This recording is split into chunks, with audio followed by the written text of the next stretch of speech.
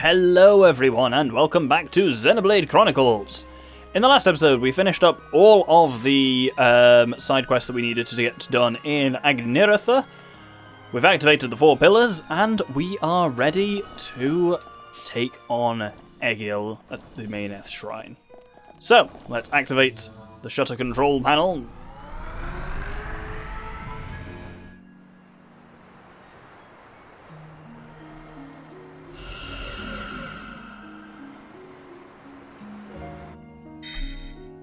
And with that, we can head over to the Worship Terrace. Well, the Shrine Transporter, actually.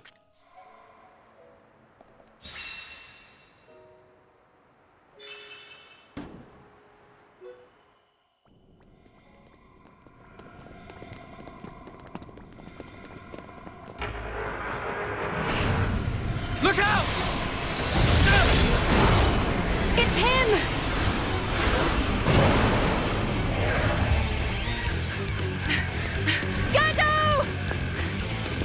That's the second time I've sensed an attack without seeing a vision first.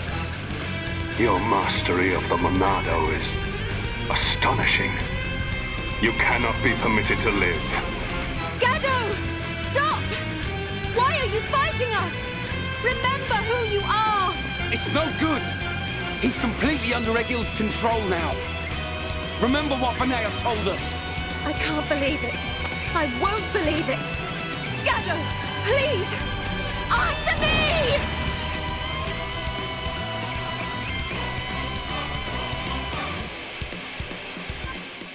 And here we go. We've chosen a party which I think makes sense to be in this fight, of Rein, Sharla, and Shulk.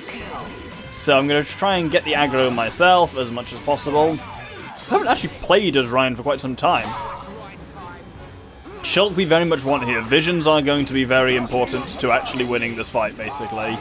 Because that linear laser 5 is the most problematic element of Gadolt, and of fighting Gadolt. I'm holding on to Sword Drive for now. I think this guy might be fully immune to Break and Topple as well, but we'll see when we're actually... Blow Jaggy, what a weird name. We'll see when we're actually ready to do chain attack stuff. Oh, Blow Jaggy is what dazed me. That's what dazed Charlotte last time. If someone could help me, that'd be great. Shulk don't get the aggro and instead help me. Right, let's do a powerful Sword Drive on him. There we go. Alright, let's build that talent gauge back up. I kind of forget, yeah, just how different fighting with Rein is, that it's absolutely just all about firing off his arts, almost just to basically just keep that talent gauge filled and just keep firing off Mad Taunt as much as you can to just draw that aggro and just it's nice to just actually it's less of an element of focus than actually fighting with others, because you just have to basically just hit it repeatedly and that kind of works fine. How can you lay a hand on Sharla? You're supposed to love her! Marry her even! I don't know or care. It changes nothing. No! You always protected me and Juju. This isn't you! I said I don't know you. I have been granted this body of steel so that Egil's will may be done. This body feels great. Its movement is so precise. We are unstoppable, for we are one. Perfect in body and mind. You don't have to do this. Look at Fiora. She found herself again. Whatever you are, you must still feel pain. Absurd. Well then finish us off. Sharla and all.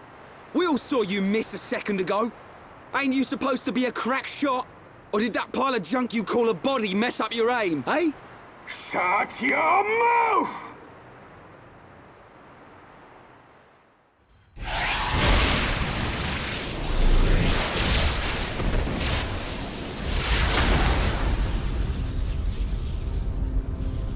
Stubborn idiot. That was your last chance. He's not giving up. The stories about Gadolt of Colony 6 are true. Except, he still can't kill her. He's missing Sharla on purpose.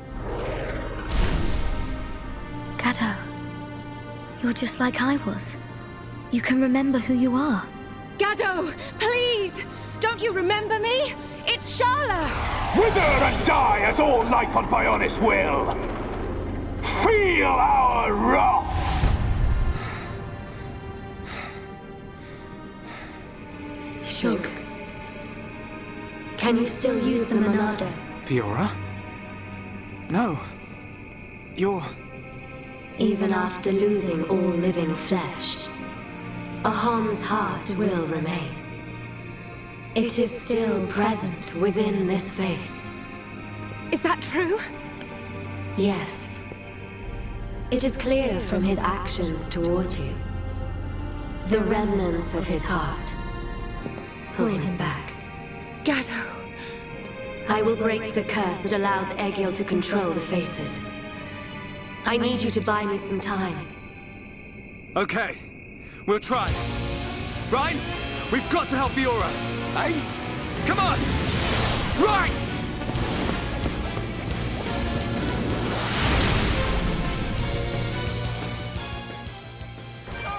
And Gadolt round 2. It annoys me. I conceptually like the point of kind of having,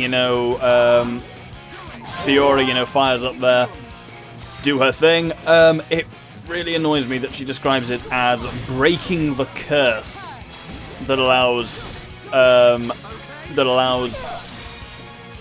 Egil to control the faces. Like, curse just doesn't feel right for this game. I noticed I broke him there in a chain attack, and now I'm going to topple him. And now I'm going to daze him, and we can do all of this fine. Get a nice sword drive on him while he's toppled and dazed, and we just get a good chance to kind of wail on him a bit. He's summoned little allies, but they're just really there to be a bit more of an annoyance than anything else. You may build up your chain attack on him quite well, and it's in some ways, the face fighting structure remains the way it does. It's kind of a lot like back when we fought... Oh dear, he's doing some nonsense. It's back when we fought Zord at the bottom of the Ether Mine all over again, where it's build up chain attack on peripheral Mechon, and then break and topple the main face when you've actually got a chance. So here I think we need to probably focus on him a little bit more, but Sharla's healing will be doing good. But yeah, just the even just as simple as the language used of like, yeah, it just says, I will attempt to like, destroy some control structure that lets Egil control the faces rather than being break the curse. It just feels a bit too hand-wavy supernatural. Not a fan. Anyway, let's do the same maneuver again. So we'll War Swing him with Ryan. Then we will... Oh, let's Headshot with Sharla for a bit of extra damage. Then we'll topple him with Shulk. No, break him with Shulk. Oh, at least we're straight into Ryan. That's nice. We can get the double wild down on him. Then... Oh, what are you going to do, Sharla? At least we get extra healing in the chain attack, so that should... Whoa! 10,000! That heals him fully. That was actually pretty good. We weren't going to get the next bit of the chain anyway, so... Let's topple him, and let's shield bash him. While he's dazed, Sharla could instant death him with a headshot. No, such a tight window to do it anyway. But it can happen. Absolutely can. Right, let's Magnum Charge and Sword Drive. As ever, I have a slight criticism of this game as well. It's also really unclear when a boss fight is one that's going to auto-end at some point, or one of the ones where you're supposed to lose, where it's just like survive until he uses a certain art and then it fades to black and you get fucked up. Still got a couple of those to come, don't you worry. The game is not done with that slightly infuriating mechanic. Ooh, Sharla's fucking dead, and we're not looking great, and we've been slowed, which makes it hard to get over there. Vision! We've not actually had any vision at all this thing. Ah, there's your linear laser. So that'll do me a murder. But this is why we have Shulk here. So let's go over to Shulk. And I've got enough talent gauge to Shulk, warn you, and you can throw up a shield, while Sharla, get back up. There we go. Now we're back in a bit of a better way. Because we've actually got our healing again, we are protected, we're good. Bit on the back foot there for a moment, but only a moment. There we go.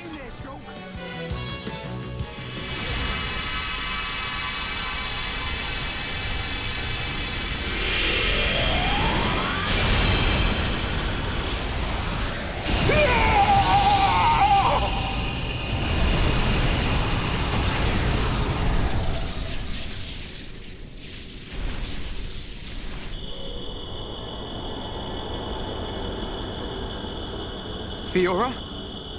Was that you, or...?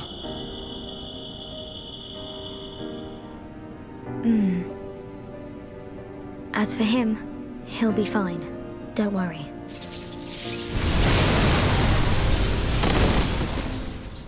Gado!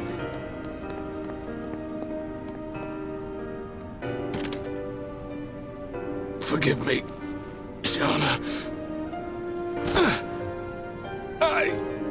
It's okay. It's all right now. I'm just so happy to have you back. While I was under his control, I realized something. Egil once wished only to break the circle of suffering. He believed that if blood is spilt now, a new world will be born. But something terrible happened. And now he's consumed with vengeance. Egil. Go! Get out of here! Stop them doing what they did to me! To anyone else! I promise I'll be back for you. Until then, stay safe.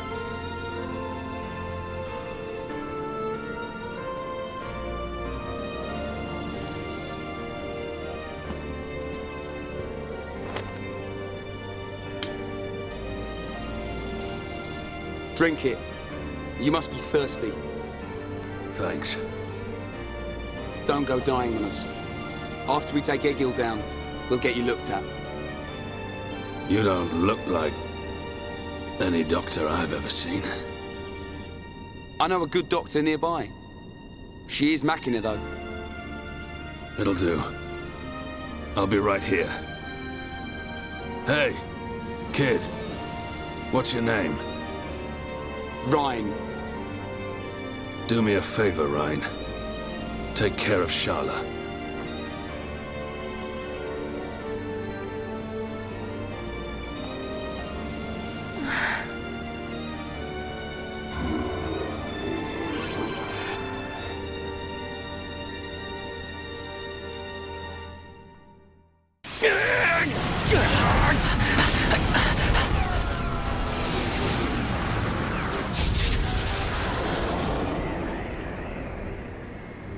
Seer, what is it? I have an unpleasant feeling. A vision? No, but something is not right. The Mechon are neither attacking nor defending. It is as if they abandoned the fight as soon as it began. Impossible. This is a key strategic position. They would never abandon it. Perhaps they have forces hidden on Mekonis. Hidden forces? Could it be? Your Highness, Shulk and the others are in danger. Will you grant me the use of a Havres? You intend to aid them? I need you here! I did not have a vision, but nevertheless, I can sense something. The Mekonis is awakening.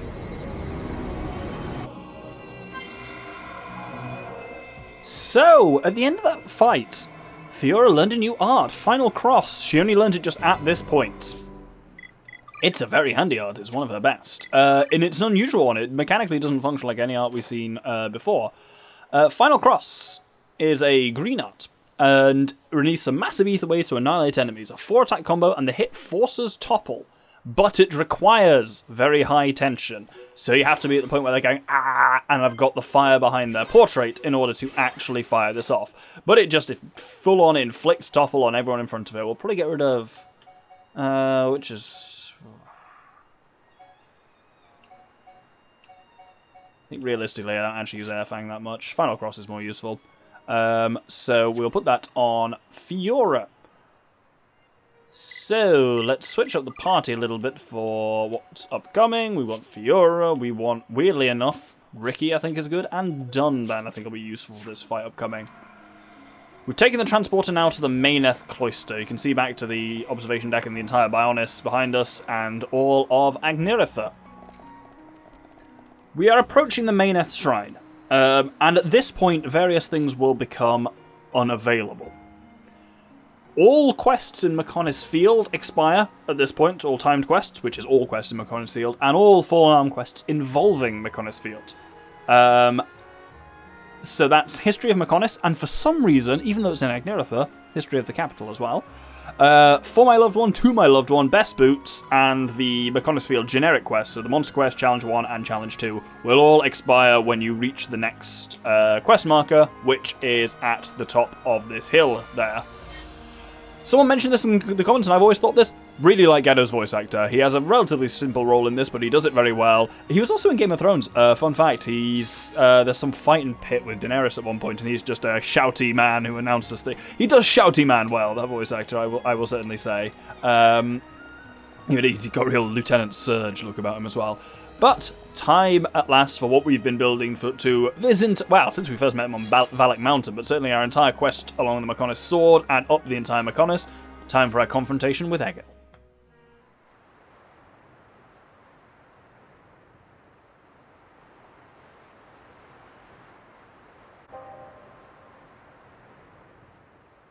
Vanea, where have you been?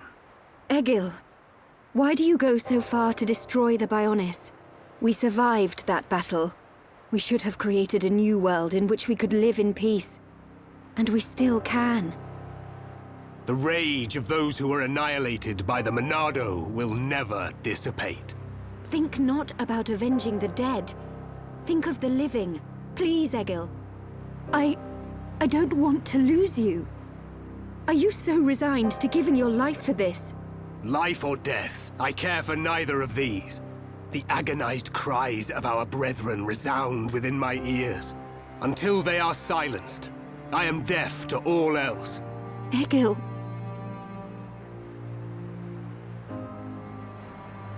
So, you have finally arrived, heir to the Monado.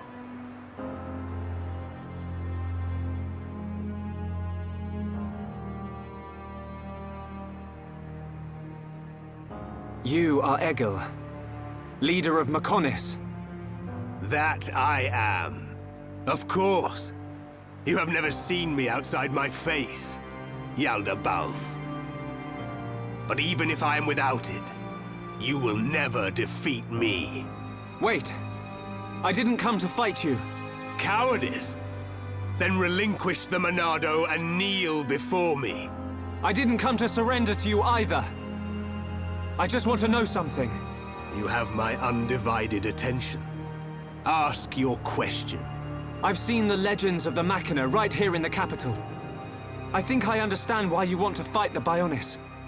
But why send the Mechon to attack the people of Bionis?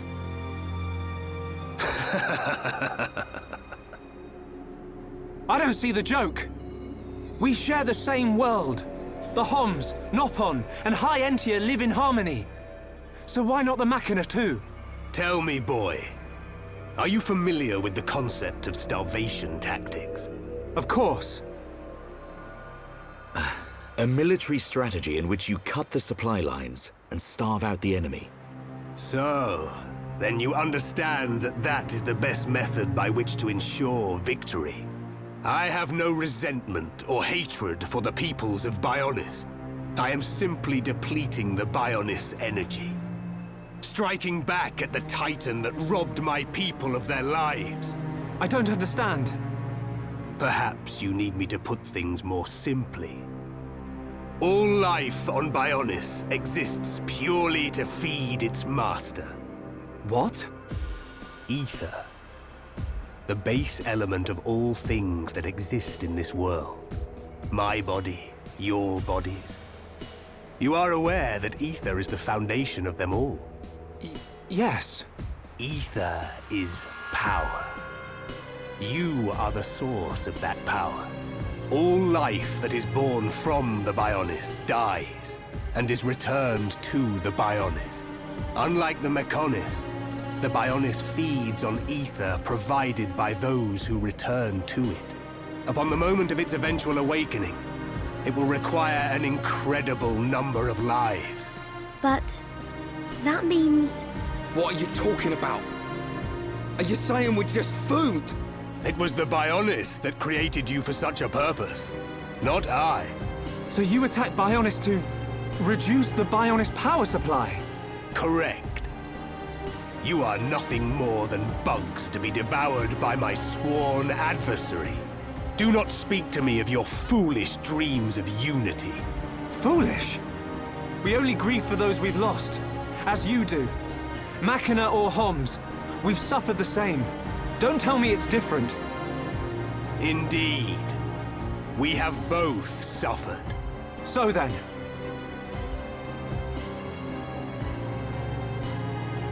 You doubt my convictions, my reasons. In order to avenge my people, I have risked everything. Can you say the same? Yes, we can. To get this far, we fought long and hard. And yet, you do not fight me. Your words are useless. It is only strength that can prevail. Shulk, this whole thing stinks, but he's got a point. Agreed. Egil, leader of Mekonis. The lives of the Machina and the lives of all that lives on Bionis are one and the same. We won't stop. Not until you realize that. And time for the showdown with the man himself at the Meyneth Shrine. Yeah, I kind of forget as well, because we've seen him in a couple of cutscenes as well, that Shulk has only seen Egil in Yaldabaoth, his face. Fun fact as well, that name is a real name. It's an old kind of Jewish and early Christian deity/demon, whose whole deal is, oh, we've charged Final Cross with Fiora. Let's show this off before I talk about Yaldabaoth. So, when Fiora's back up, you'll see Final Cross. Why did she fire it that way? Well, if it had hit anyone, it would have forced topple and it would have been real fucking cool, but there we go. Oh, Egil's making some loud noises. You shall pay. He's going to say that a lot about this fight. Get used to hearing that particular audio clip. But yes, Yaldabaoth is a deity whose whole deal is imprisoning souls inside their mortal bodies so they can't move on to the afterlife. I guess that's kind of thinking about what Egil does with faces. I think is what that's getting at. Yeah, he really wants us to pay. No, I'm not kidding when I say hear that a lot. Oh, we've got drones ready, so let's. Ooh, Final Cross. Yeah, let's fire a Final Cross first. The first move in the chain. So 4 hits, 4th hit topples. Beautiful. Forces topple on basically anyone. Then we will bitey with Ricky. Ricky is here as a bit of a tank and a bit of a healer in this, and Dunban is good for a bit of crowd control, which is really handy for the various, because you kind of face swarms of enemies. Fiora's quite good at crowd control too, which is why I'm kind of leading with her. No Shulk here. Egil is not a super dangerous enemy in terms of healing. Having a little bit of healing and tanking in the form of Ricky is actually more important than he doesn't have any like killer arts like Shulk, say Gadolt does, that you want to make sure you've got a shield kind of ready for. And he's better dealt with not by tanking, but so much as just having a high damage output, which is why, you know, Ricky's here as our somewhat tank, somewhat healing character, but actually the real driving force in this fight is Fiora and Dunban, who are both Dunban very and Fiora kind of glass cannon-y.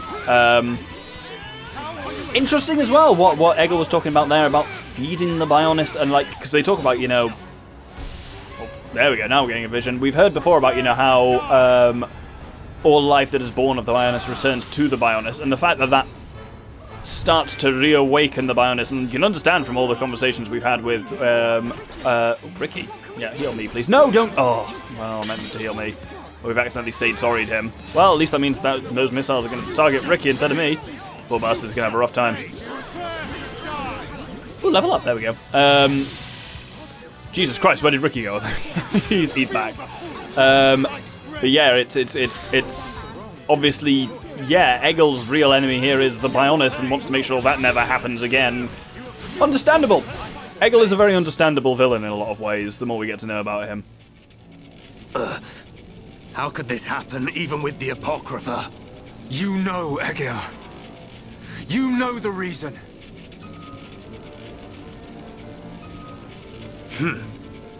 The power of the will to protect your own. Is that what you refer to? And what of you, Vanea? You would side with those of Bionis and attack me. You have forfeited your right to exist. Perhaps. If that is to be my fate, I gladly accept, brother. As would any of the villagers. So the few remaining members of my people have now betrayed me. Interesting. You're wrong! The villagers and I, we just wanted all this fighting to stop. Egil, all we wanted was to live with you in peace. Nothing more than that. Nonsense.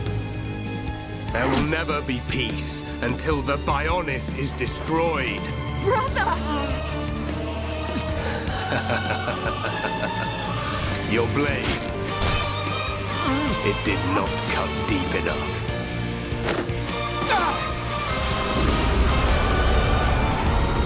The golden Mekon. Permit me to apologize for calling you bugs just now. You proved to be a worthy adversary after all. Shulk.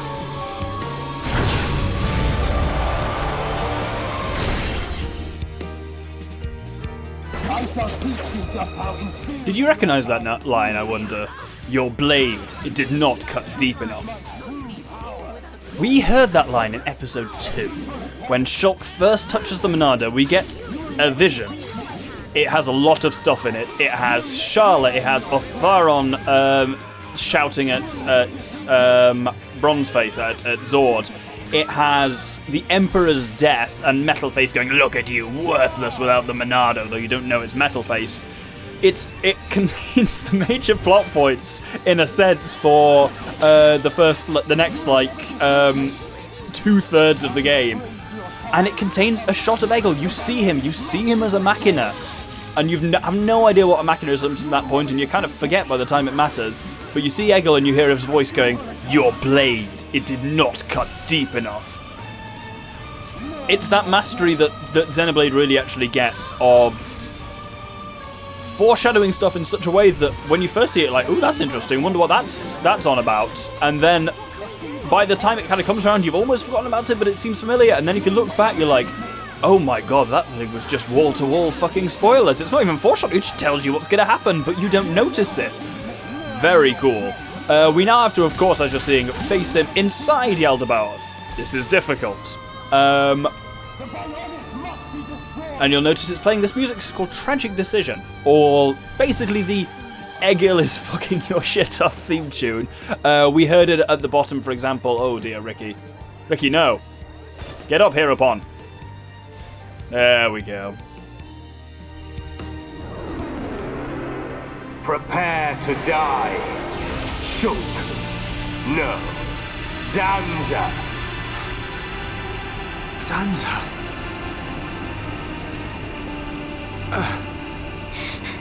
I won't let you kill Shulk.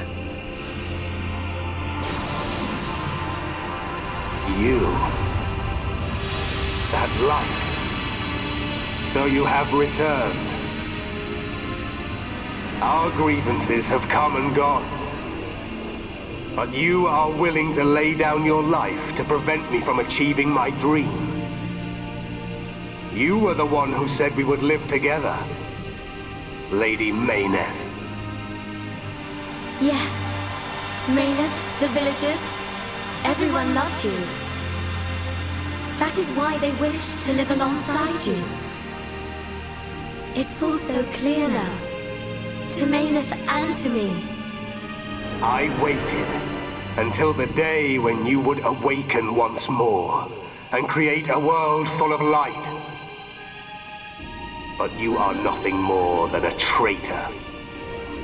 To me, to all those who worshipped you, and to our fallen brethren. Please, you have to listen to me. Egil! I will not listen. Your words mean nothing. You have sided with my sworn enemy, and gods can never exist alongside mortals. Meyneth! Egil!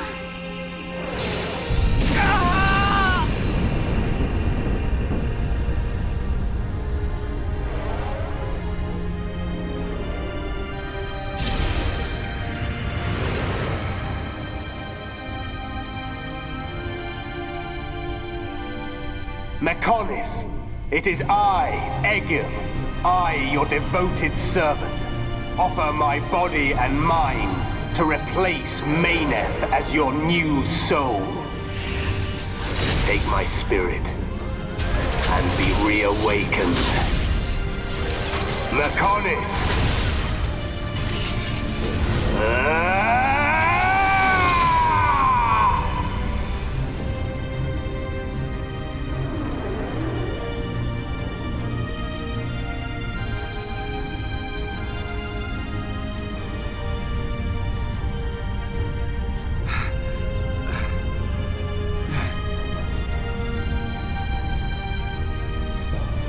We have to run!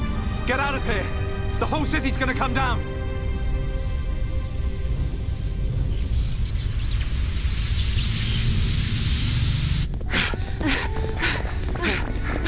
Shulk! Run where? We have to get out of the city! Get as far away as we can!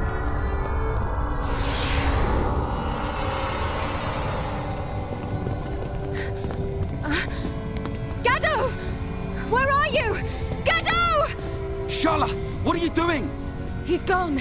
He's not here anymore. There's no time. We have to get ourselves out. No! I have to find him! Gadolt! Pull yourself together. Remember, Sharla, we've got a job to do. What's gonna happen if the Mekonis starts moving? But... What's gonna happen to Juju and Atharon? Gadolt's a Homs soldier. He wouldn't have hung around here to die. He would have got out. All right. Right. Now come on!